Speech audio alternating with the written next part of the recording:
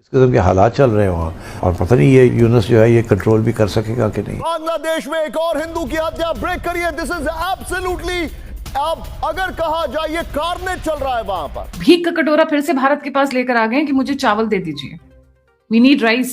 देखिए, ये सीधी बात है, ये बच्चे बच्चे को बांग्लादेश में पता है कि इस आदमी उस्मान हादी को किसने मारा था। बांग्लादेश से ही मॉब लिंचिंग का एक और मामला सामने आ गया है। बांग्लादेश में हिंदुओं को मारा जा रहा है, जान के मारा जा रहा है। Another Hindu man lynched in Bangladesh. उसके अलावा यूनिस फिर से चावल मांगने आ गए हैं भारत से। ऐसी हैसियत कैसे है साउथ एशिया में किसी कंट्री की कि अगर भारत से गुस्सा हो, भारत को आंखें चढ़ाना हो तो किसी हिंदू को लटका देते हैं, चला देते हैं, मार देते हैं। और आप इनकी हरकतें देखिए, आपको पता है आपके घर के पड़ोस में ये बांग्लादेशी रहते हैं। कमेंट बताइए क्या आपके घर के पास में रहते हैं या नहीं रहते। आज महाराष्ट्र से एक वीडियो आई, आज बेंगलोर से एक वीडियो आई। भाई लोग बता रहे हैं कैसे आए, वो अपने लैंग्वेज में बता रहे हैं कि हम ऐसे आए, ऐसे हमने पैसे कमाए, एटसेट्रा एटसेट्रा। बहुत शॉकिंग कहानियां हैं। और दोस्तों आज भारत में एक बहुत इंपॉर्टेंट सेंटिमेंट है, आपको मैंने कल दिखाया था चिटागोंग में क्या हुआ। इसी बंदे का सगा भाई, इसका सगा भाई शरीफ उमर हदी, शरीफ उमर हदी आता है और यह कहता है कि नहीं, यूनुस ने मरवाया मेरे भाई को। It is my direct warning to all the Pakistan student body and to Jamaat Islami of Bangladesh, also to Jaish e Mohammed Lashkar e Taiba, कि अगर आपके ये जो आतंकवादियों ने इकट्ठे होके दोबारा कोई ऐसी हरकत की, इसकी गूंज, आवाज और बदला इंडिया के वेस्टर्न फ्रंट पे लिया जाएगा। तो शरीफ उमर हादी ने सीधा आरोप लगाया है कि शरीफ उस्मान हादी को मारने का जो मंसूबा था वो चुनाव को डिरेल करने के लिए किया गया था और यूनुस सरकार ने किया है। जैसे ही बांग्लादेश में ये कंफर्म हुआ कि हिंदू देश बनेगा, वहाँ पर मुहर लगी कि यह नया हिंदू देश बांग्लादेश के अंदर बनाया जाएगा, वैसे ही फिर से वहाँ के बांग्लादेशियों ने एक बड़े हिंदू नेता को मॉब लिंचिंग में मार दिया। और यह एक बड़ी दुर्घटना है। इसके बाद से पूरे ढाका में 2.5 करोड़ हिंदुओं का जमावड़ा हुआ, जिसको संभालने के लिए पुलिस, आर्मी सब कुछ आई, लेकिन किसी से कोई संभल नहीं रहा। अब स्थिति ये बनी हुई है कि वहाँ की आर्मी ये सोच रही है कि कहीं ऐसा ना हो कि पूरे के पूरे हिंदू ही बांग्लादेश को ओवरटेक कर लें। जहाँ की आपको बता दें कि हिंदुओं के ऊपर जो वहाँ पर अत्याचार हो रहा था, उसे देख करके पूरी दुनिया स्तब्ध थी।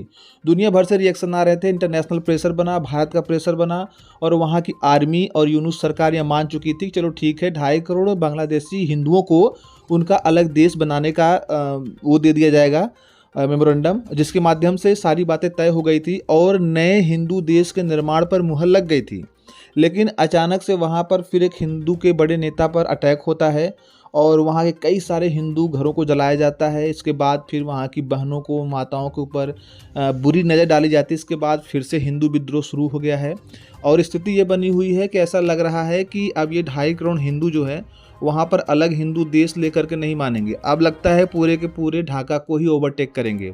बता दें कि नए हिंदू देश का जो नाम था हिंदुत्वा, उसकी राजधानी का भी नाम आज फाइनलाइज हो गया था। आज अनाउंसमेंट होने वाला था कि इस नए देश की नई राजधानी क्या होगी, लेकिन तभी ये अचानक कांड हो गया और इस पे बहुत सारे रिपोर्ट्स आ रहे हैं। आइए पहले देखते हैं रिपोर्ट्स में बांग्लादेश के उच्चायुक्त रियाज हामिदुल्लाह को देर रात विदेश मंत्रालय के अर्जेंट कॉल आई। खुद उस्मान हादी के ब्रदर ने आकर एक बहुत बड़ा स्टेटमेंट दिया। अब यूनिस की पतलून गीली हो रही है। इंडिया की तरफ से एक सबमरीन लॉन्च्ड बैलिस्टिक मिसाइल, जिसको SLBM कहते हैं, उसका एक तजुर्बा किया गया है। जो फियर था, अब हमने फियर अपने दुश्मनों के अंदर हमने डालना शुरू कर दिया।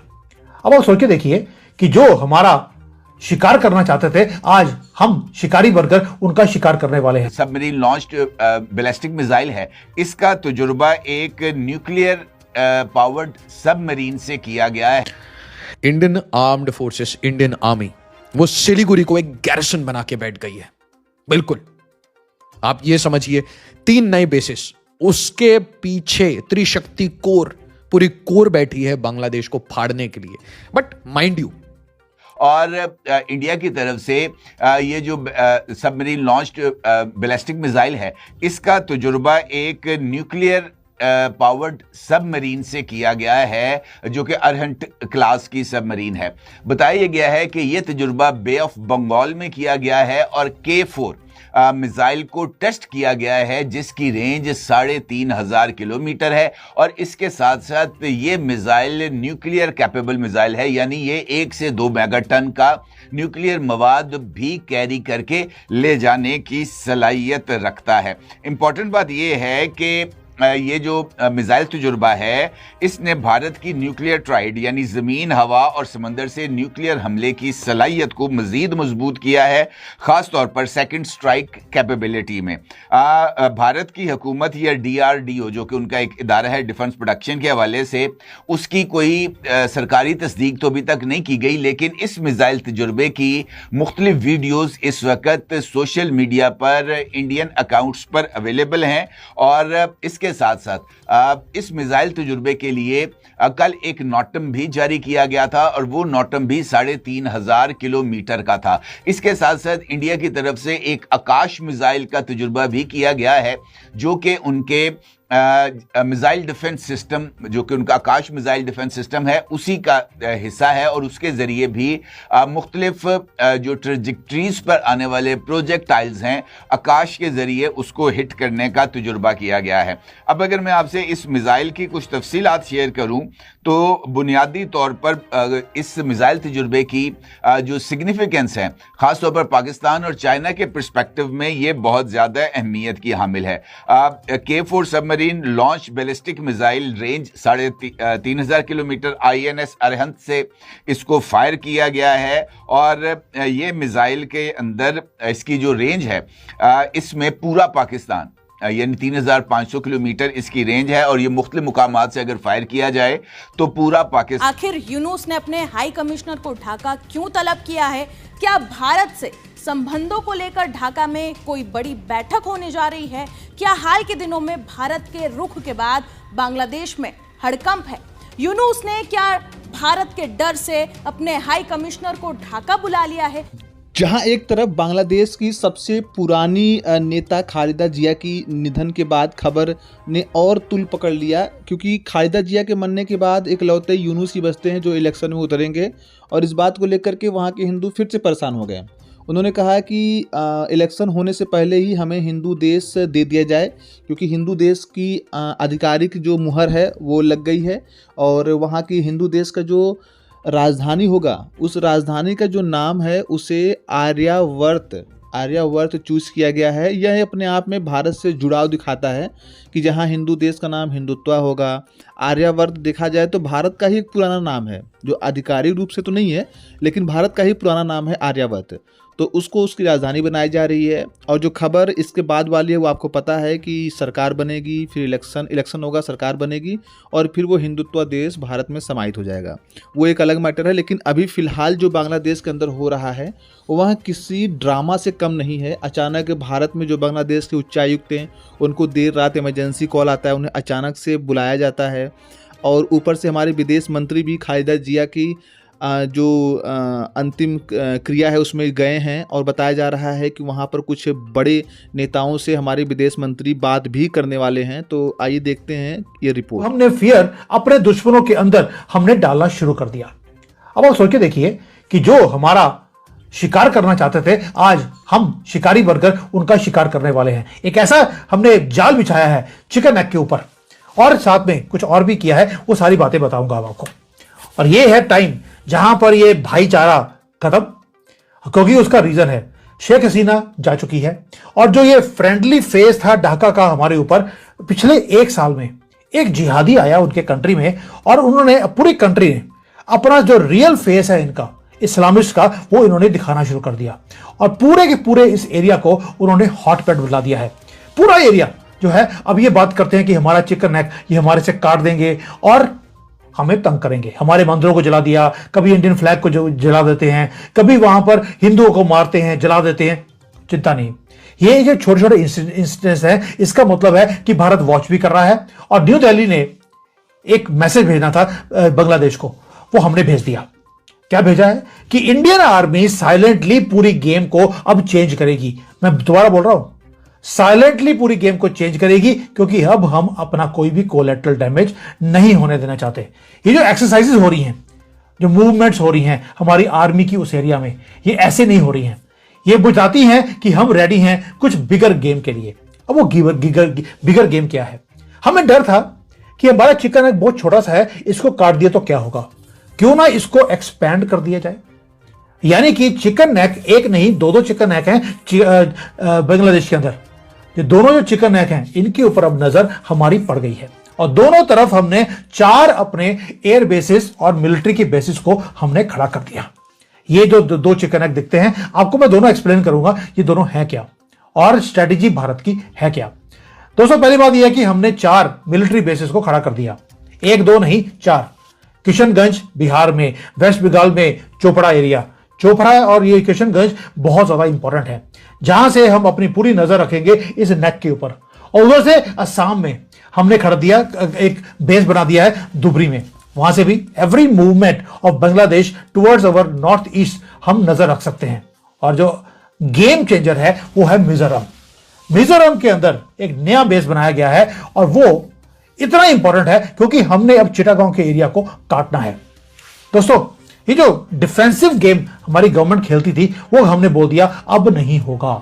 और ये सिर्फ कोई गार्ड की पोस्ट नहीं है कि मिलिट्री खड़ी है नजर रखने के लिए, नो, ये वो पंजा है, अब वो मारेगा और इनको अलग इनका छन छन करेगा बांग्लादेश को। ये मैं इसलिए बोल रहा हूं क्योंकि वहां पर हमने कुछ और भी करना शुरू किया है। बीएसएफ की जो पोस्ट है उसके साथ साथ हमने बंकर जो होती हैं, ब्लास्ट प्रूफ बंकर्स हैं, वो बनाने शुरू कर दिए। इस सारी सूरत में मैं सबसे पहले इंडिया की तरफ से किए जाने वाले एक मिसाइल टेस्ट की कुछ तफसीलात आपके साथ शेयर करूंगा।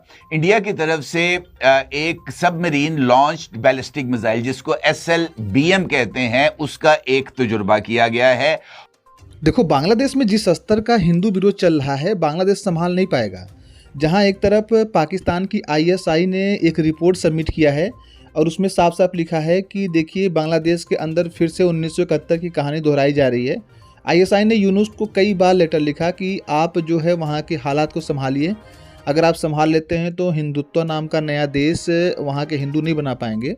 लेकिन देखिए यूनुस ने हाथ खड़े कर दिए हैं और खड़े भी क्यों न करें क्योंकि इंटरनेशनल दबाव है, ऊपर से ढाका को कब्जे में किया गया है, दूसरी तरफ देखा जाए तो यूनुस की आवाज़ को भी घेर लिया गया है। मतलब यूनुस खुद अभी अंडरग्राउंड है, वो कुछ भी करने की स्थिति में नहीं है।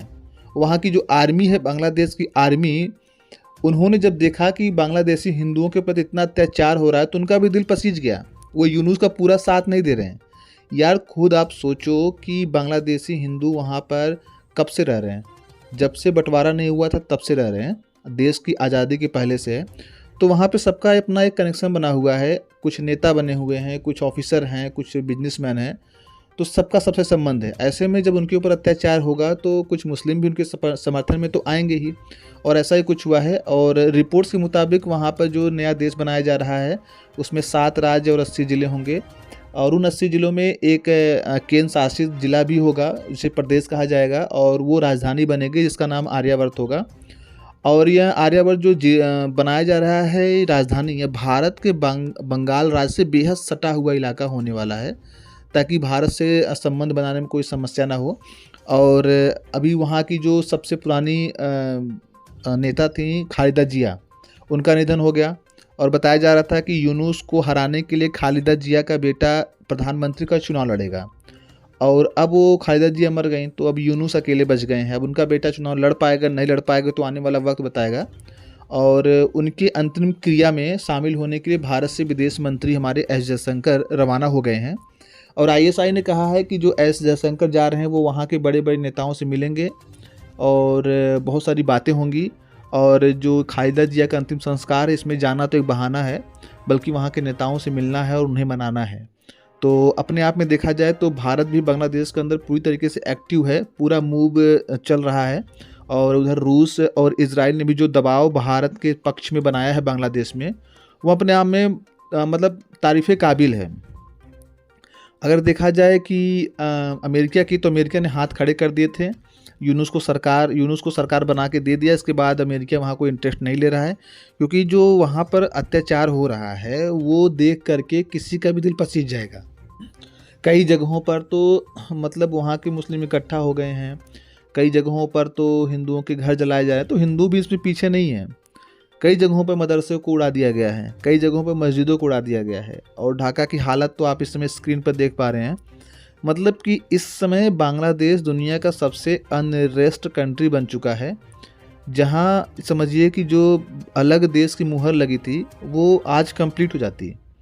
रिपोर्ट्स के मुताबिक पता चला था कि बांग्लादेश के अंदर जो हिंदू अलग देश चाह रहे हैं उस पर जो मुहर लगी थी, आज सारी फॉर्मेलिटीज़ हो जाती और बहुत ही जल्द हफ्ते 2 हफ्ते में नया देश बनकर तैयार हो जाता। मेन फॉर्मेलिटीज़ आज की थी, लेकिन वो फॉर्मेलिटी होने से पहले ही वहाँ के बड़े हिंदू नेता को मार दिया गया। तो ये अपने आप में फिर से सवाल पैदा करता ना कि क्या बांग्लादेश हिंदू देश बनाने नहीं देगा। लेकिन ऐसा तो वो कर नहीं पाएगा, क्योंकि अभी पूरा बांग्लादेश वहाँ के हिंदुओं के ही कंट्रोल में है और ये मुश्किल है कि वहाँ पर यूनुस की कुछ चल पाए, क्योंकि आर्मी भी हिंदुओं के साथ आ गई है और बहुत सारे इंटरनेशनल प्रेशर है जो आप देख ही पा रहे हैं। एक बात ये हो गई है कि हाँ, 1-2 दिन डिले हो गया है, हो सकता है इस पर कल फिर से सहमति बने और नए देश की चर्चा शुरू की जाए।